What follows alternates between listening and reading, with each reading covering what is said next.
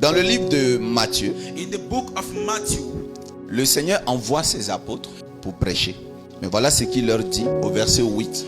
Après leur avoir dit, allez prêcher et annoncer ce retour. Il dit quoi? Guérissez les malades, ressuscitez les morts. Mais je suis venu parler, pas à ceux qui attendent la guérison. Je suis venu rappeler à ceux qui doivent guérir, de le faire incessamment.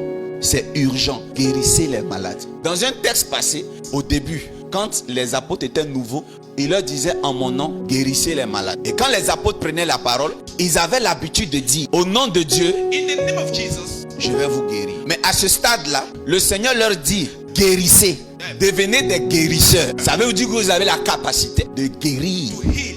sans prononcer même mon nom. C'est-à-dire que vous êtes capable, à votre souhait, de guérir parce que je me suis investi en vous. Et après cela, In this day, ils peuvent dire maintenant, je suis venu te guérir. Ce n'est plus Dieu qui guérit, hein, c'est toi qui guéris maintenant. Et puis ils disent, oui, on a reçu le mandat de rentrer dans les rues pour guérir, d'entrer dans les maisons pour guérir. to heal. Il dit, allez, He said, go, guérissez healing, les malades. the sickness. On n'a pas besoin d'autre permission. La permission a été déjà donnée il y a 2000 ans. Guérissez. He said, heal. On n'a pas besoin d'avoir un CV. Il n'y a pas de diplôme pour guérir. Ça vient de la volonté.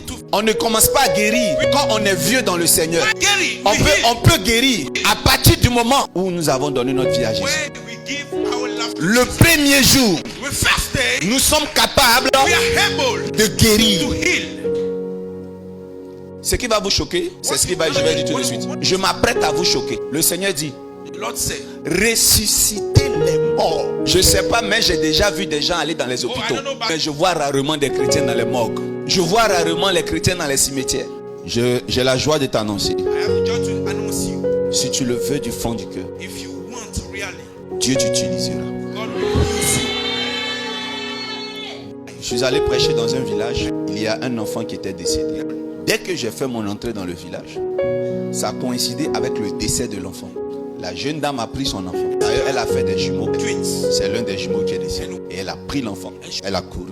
She walked around. Elle est venue jeter l'enfant She devant moi. threw the baby in front of me. Amen. Amen. J'ai prié. I pray. L'enfant est ressuscité. The baby come back to life.